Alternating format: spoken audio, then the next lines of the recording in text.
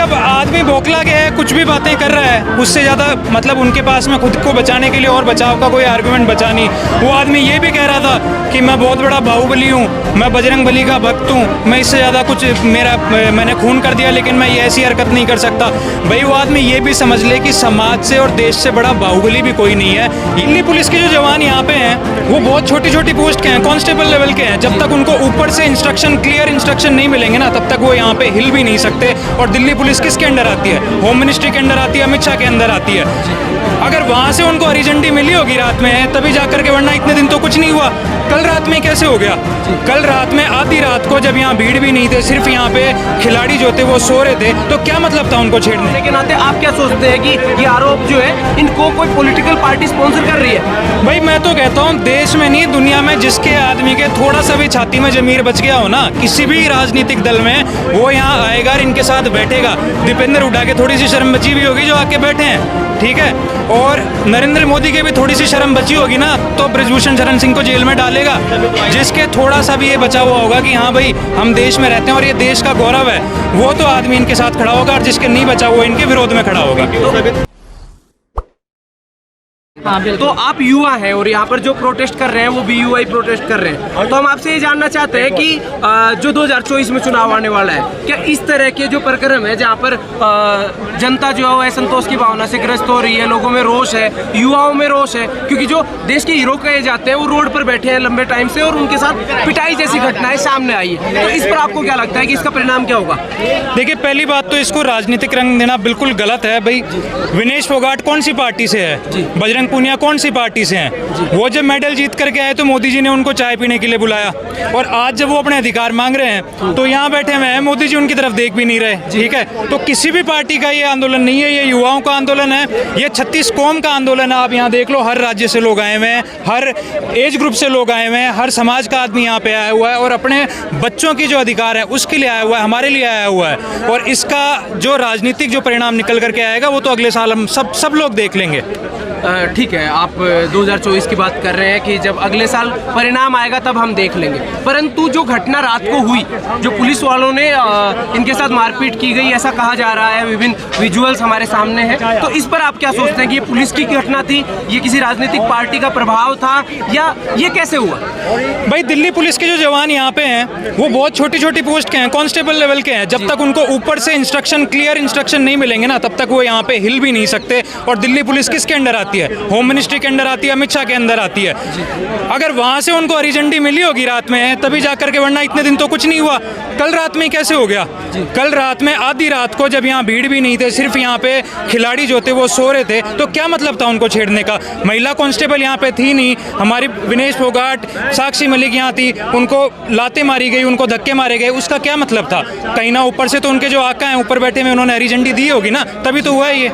जी, तो आप जो ये बात कह रहे हैं कि आकाओं के द्वारा किया गया प्रक्रम है, वहीं पे सोशल मीडिया पर जो प्रसारित बात है, ये मैं नहीं कह रहा हूँ, ये सोशल मीडिया के हवाले से मैं कह रहा हूँ कि समय समय पर ऐसे आरोप लगाए जाते रहे हैं कि दीपेंद्र हुड्डा जी जो है वो इनके आंदोलन के पीछे हैं, वो आंदोलन करवा रहे हैं, कांग्रेस आंदोलन करवा रही है। तो इस बात की सच्चाई की तरफ एज ए युवा होने के नाते आप क्या सोचते हैं कि ये आरोप जो है इनको कोई पॉलिटिकल पार्टी स्पॉन्सर कर रही है? भाई मैं तो कहता हूँ देश में नहीं दुनिया में जिसके आदमी के थोड़ा सा भी छाती में जमीर बच गया हो ना, किसी भी राजनीतिक दल में, वो यहाँ आएगा और इनके साथ बैठेगा। दीपेंद्र हुड्डा के थोड़ी सी शर्म बची भी होगी जो आके बैठे हैं, ठीक है। और नरेंद्र मोदी के भी थोड़ी सी शर्म बची होगी ना, तो ब्रजभूषण शरण सिंह को जेल में डालेगा। जिसके थोड़ा सा भी ये बचा हुआ होगा कि हाँ भाई हम देश में रहते हैं और ये देश का गौरव है, वो तो आदमी इनके साथ खड़ा होगा। और जिसके नहीं बचा वो इनके विरोध में खड़ा होगा। तो आई थी उन्हीं की पार्टी की ना। प्रधानमंत्री जी का खुद का वीडियो है विनेश फोगाट जी के साथ, बजरंग पूनिया के साथ, वो क्या है? जी, वो कहते हैं कि विनेश फोगाट जो है मेरे परिवार के सदस्य है, उसी की बात कर रहे हैं। नहीं, उन्होंने स्पेशल जब इन्होंने मेडल जीता था अपने घर पे बुलाने की बात कही, और इनका पूरा वीडियो है उस पर, जिस पर उन्होंने ये कहा था, बेटी कभी भी रोना, कभी भी हार, मतलब हार भी जाओ तो कभी गुमान नहीं करना हार का। हाँ, बात की जा रही है, कोर्ट की बात की जा रही है। तो जैसे कि सर ने कहा कि कोर्ट जो है वो शायद पक्षपात ना करते हुए उनके हिस्से में फैसला देगी पहलवानों के। लेकिन सरकार को भी तो यही करना चाहिए था। जो कोर्ट तक बात पहुंची है उससे पहले सरकार को भी तो इस्तीफा लेना चाहिए था। सरकार ने ऐसा क्यों नहीं किया जब उनके मंत्री पर इतने संगीन आरोप लगे?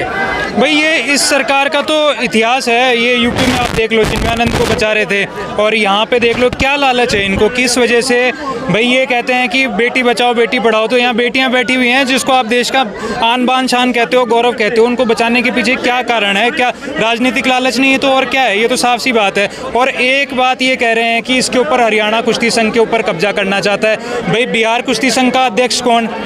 भारतीय कुश्ती संघ का सचिव कौन? भारतीय कुश्ती संघ का उपाध्यक्ष कौन?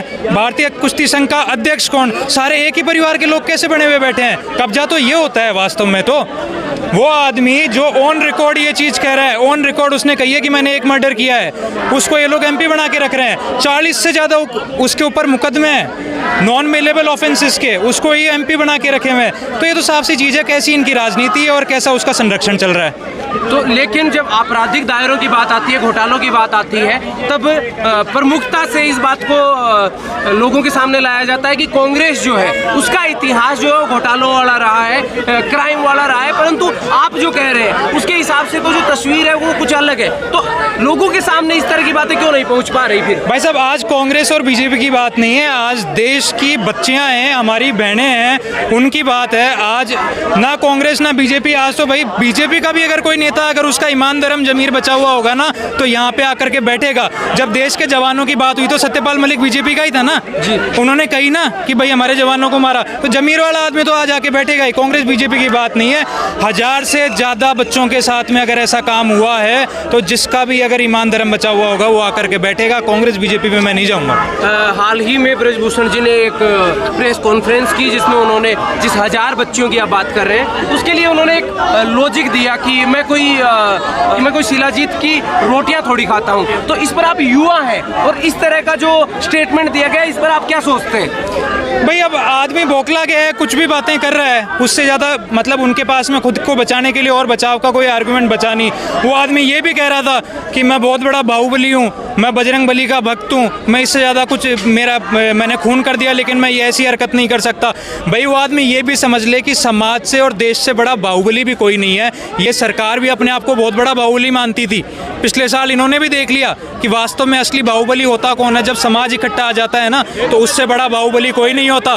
ऐसे बाहुबलियों को तो रोज अगर समाज आ जाए तो चकनाचूर कर सकता है। लेकिन इतने महत्वपूर्ण संवैधानिक पद पर होने के बाद मीडिया से बात करते हुए ये कहते हुए अपना पक्ष रखना कि मैं कोई शिलाजीत की रोटियां थोड़ी खाता हूं, कि मैं 1000 लड़कियों के साथ कुछ कुकर्म करूंगा या किसी तरह की घटना को अंजाम दूंगा, तो आपको नहीं लगता कि इस तरह के स्टेटमेंट से उस संवैधानिक पद पर बैठे इंसान को बचना चाहिए था? भाई इस आदमी ने इतनी छोटी बात कर दी इतने बड़े मुद्दे के ऊपर, तो ये दिखाता है वो आदमी वास्तव में कितना छोटा है और किस प्रकार का वो आदमी अगर कैमरा के सामने अगर वो ऐसी बातें कर रहा है देश की मीडिया के सामने तो वो पीछे से किस प्रकार की बातें करता होगा। द्रोणाचार्य अवॉर्डी जो कोच साहब हैं उन्होंने एक बात कही थी कि मुझे किसी रेसलर ने आकर के कहा कि वो उससे पूछ रहे थे, बहुत छोटी उम्र की रेसलर है, उससे पूछ रहे थे कि मैं धोती कुर्ते में बढ़िया लगता हूँ कि पैंट शर्ट में बढ़िया लगता हूँ। ऐसी बातें करने वाला हमारे बाप दादा की उम्र का आदमी अगर ऐसी बातें कर रहा है तो उससे आप क्या तो उम्मीद करते हो कि उसने पास्ट में क्या किया होगा और आगे वो क्या भला करेगा। और जो आदमी ऑन कैमरा ये भी चीज़ कह सकता है कि हाँ मैंने एक मर्डर किया था, उससे आप क्या उम्मीद कर सकते हो? ना तो उसमें कोई खौफ मीडिया का है, ना प्रशासन का है, ना देश की जनता का है, क्योंकि उसको पता है कि जो नंबर 1 की कुर्सी पे आदमी बैठा हुआ है वो उसका कंधे के ऊपर हाथ है और चाहे कोई भी आ जाए वो उसका कुछ बिगाड़ नहीं सकता। ये वहम उसके अभी तक था कि मेरे से बड़ा कोई बाहुबली नहीं है, लेकिन वो अब देख लेंगे कि खापों से बड़ा और समाज से बड़ा बाहुबली कोई नहीं है, देश से बड़ा बाहुबली कोई नहीं है। सबसे बड़ा बाहुबली देश और समाज है और उनका जो ये घमंड है उसको तोड़ देंगे। जनता से बड़ा बाहुबली कोई नहीं है देश के अंदर। जी।